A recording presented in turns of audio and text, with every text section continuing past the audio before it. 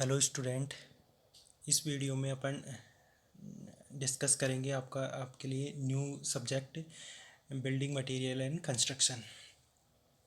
इस सब्जेक्ट में अपन different different types के मटेरियल्स डिस्कस करेंगे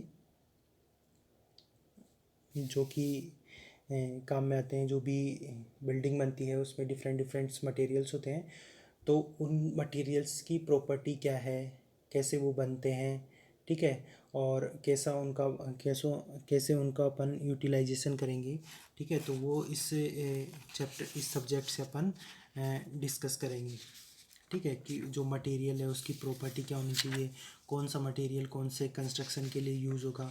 तो ये सारी चीज़ें अपन क्या करेंगे इस जो सब्जेक्ट है उसके थ्रू अपन डिस्कस करेंगे, ठीक है। तो यहाँ पे जो अपन डिस्कस कर रहे हैं, ये जो सब्जेक्ट है आपका बिल्डिंग मटेरियल एंड कंस्ट्रक्शन, इसमें जो सब्जेक्ट है ये आपका ये 3 क्रेडिट का सब्जेक्ट है अकॉर्डिंग टू BTO, ठीक है। और जो टोटल मार्क्स हैं इसमें 150 है। तो आज से अपन फर्स्ट यूनिट स्टार्ट कर रहे हैं जो क्या है सिविल इंजीनियरिंग मटेरियल, ठीक है। इसमें अपन डिफरेंट डिफरेंट मटेरियल डिस्कस करेंगे, जैसे स्टोन हो गया, ब्रिक हो गया, टाइल्स हो गया, ठीक है, फ्लाई एश हो गया, उसके बाद में जिप्सम हो गया, प्लास्टर ऑफ पेरिस हो गया, ठीक है, पेंट्स हो गए, ठीक है, वार्निश हो गया, डिफरेंट डिस्टेम्पर हो गया। ये क्या है डिफरेंट डिफरेंट्स मटेरियल्स हैं, इनको अपन इस यूनिट में डिस्कस करेंगे। तो सबसे पहले अपन इंट्रोडक्शन देखते हैं।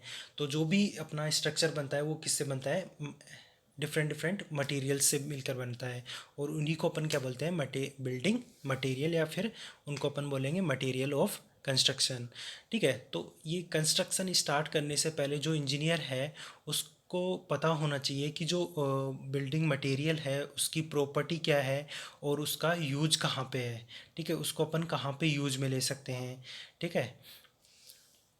तो कुछ जो कॉमन बिल्डिंग मटेरियल्स हैं for the used in construction work, वो है stone, brick, steel, timber, cement, paint and metals. Metals में रीइंफोर्समेंट बार्स भी आ गए, ठीक है, ठीक है। तो और जो बिल्डिंग मटेरियल यूज होता है, ठीक है, तो वो जो टोटल कॉस्ट होगी बिल्डिंग की, ठीक है, उसका 60 to 80% तो बिल्डिंग मटेरियल में ही जाता है, ठीक है। बाकी की जो कॉस्ट है वो लेबर के लिए होगी, मेसन के लिए होगी, कारीगर के लिए होगी, ठीक है, इंजीनियर के लिए होगी, ठीक है। इसमें जो फर्स्ट टॉपिक है वो अपन डिस्कस करेंगे यहाँ पे स्टोन, ठीक है। तो जो स्टोन बनता है वो कैसे बनता है। स्टोन जनरली अपन स्टोन ले जो अपने पास आता है वो कहाँ से आता है, रॉक्स से आता है।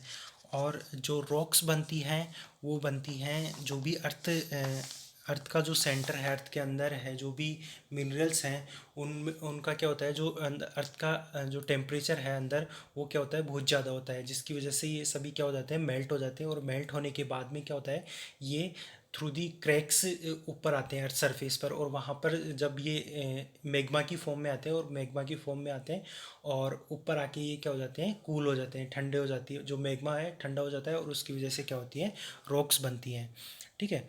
तो यहाँ पे जो building stone are obtain from rocks occurring in nature, यानी कि रॉक्स से क्या आता है, बिल्डिंग स्टोन आता है, ठीक है। और जो रॉक्स है उनको क्लासिफाइड कर रखा है 3 कैटेगरीज में।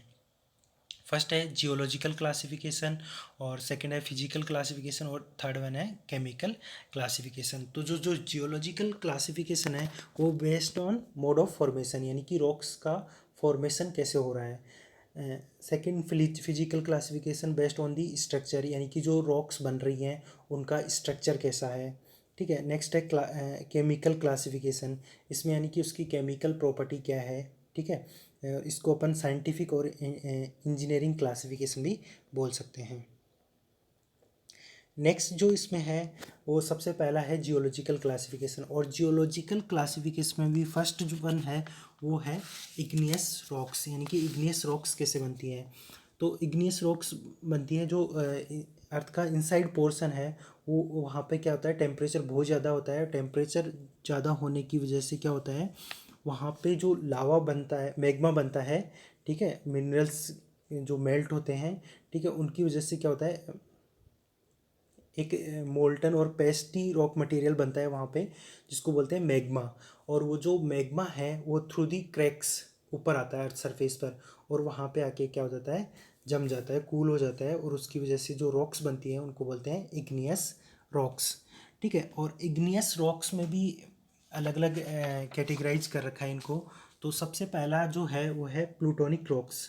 जो प्लूटोनिक रॉक्स बनती है वो अर्थ सरफेस पर न बन के अर्थ सरफेस के कुछ डेप्थ नीचे बनती है ये। ठीक है, और वहाँ पे जो ये मैग्मा कूल होता है अर्थ सरफेस के नीचे।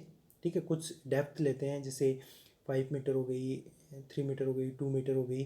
ठीक है, ऐसे कुछ डेप्थ है, कंसिडरेबल डेप्थ है, उसके नीचे ही जो मैग्मा है वो क्या हो जाता है, जम जाता है वहाँ पे। तो उसकी वजह से जो रॉक्स बनती है उसको बोलते हैं प्लूटोनिक रॉक्स। ठीक है, और जो यहाँ पे जो कूलिंग होती है, ठीक है, अर्थ के सरफेस के नीचे है, तो जो कूलिंग होगी वो स्लो होगी, और स्लो होने की वजह से जो रॉक्स मिलती है उसका जो स्ट्रक्चर होता है, जो स्ट्रक्चर होता है वो कोर्स ग्रैंड क्रिस्टलाइन स्ट्रक्चर होता है, यानी कि जो इसमें पार्टिकल्स होंगे वो कोर्स ग्रैंड पार्टिकल्स होंगे। ठीक है, और ये जो रॉक्स बनती है उसको अपन जनरली बिल्डिंग जो कंस्ट्रक्शन है उसमें यूज में लेते हैं, और इसका जो एग्जांपल है वो ग्रेनाइट है। हाइपरवेसल रॉक्स सेकंड है।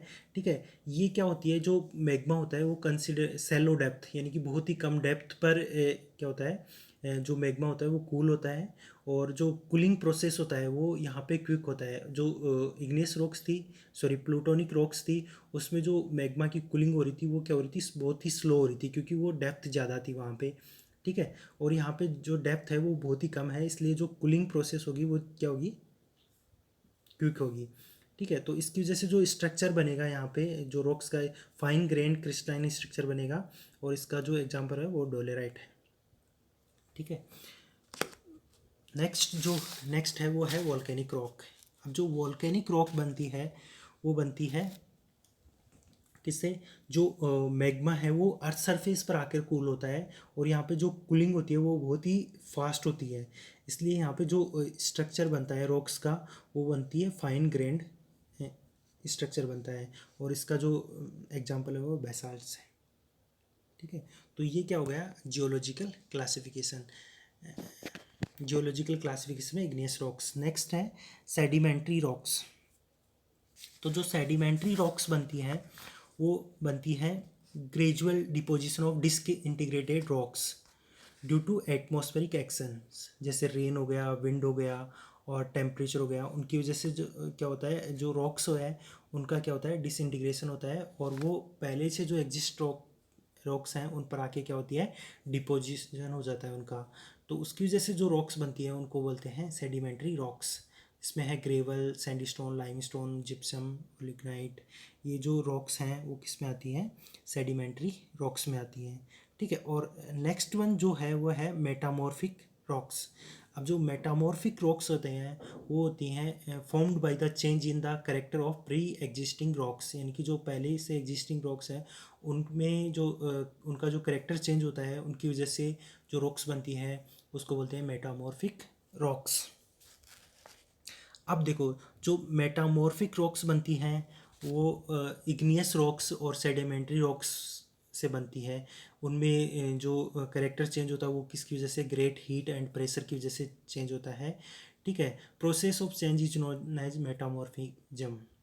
ठीक है, agent of metamorphism heats, pressure and chemically acting fluids हैं। ठीक है, इसमें जो एग्जांपल आएंगे वो मार्बल, स्लेट और क्वार्ट्जाइट्स, ये इसके एग्जांपल होंगे मेटामॉर्फिक रॉक्स के। ठीक है, नेक्स्ट है फिजिकल क्लासिफिकेशन।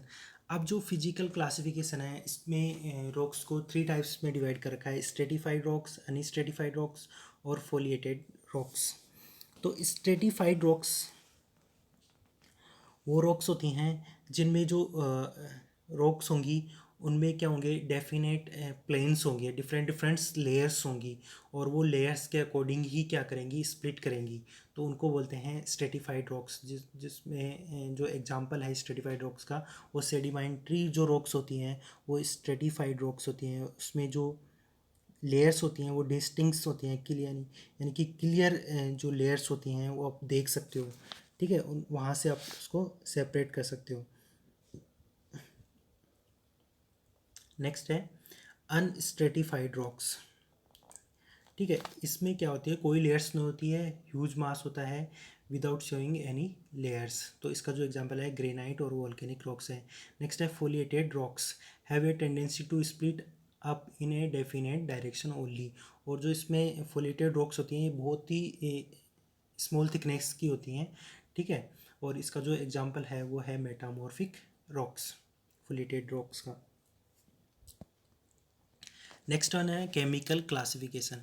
केमिकल क्लासिफिकेशन में जो यहाँ पे सॉरी केमिकल क्लासिफिकेशन जो है उसमें रॉक्स को 3 टाइप्स में डिवाइड कर रखा है, सिलीसियस रॉक्स, आर्जिलेसियस रॉक्स और नेक्स्ट वन है कैलकेरियस रॉक्स।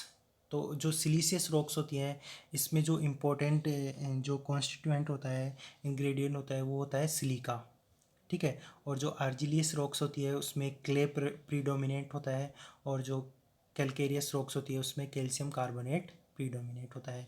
तो इसके बिहाफ पर भी जो रॉक्स हैं उनको क्लासिफाइड कर रखा है, और इसमें जो सिलीसियस रॉक्स है उसका एग्जांपल ग्रेनाइट एंड क्वार्टजाइट है, आर्जिलियस रॉक्स का स्लेट और लेटेराइट्स है, और कैलकेरियस रॉक्स का जो एग्जांपल है वो लाइम स्टोन और मार्बल है।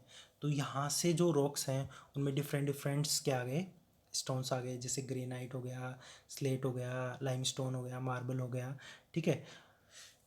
तो ये था classification of rocks. Next class में अपन डिस्कस करेंगे test of the stone. Okay, thank you.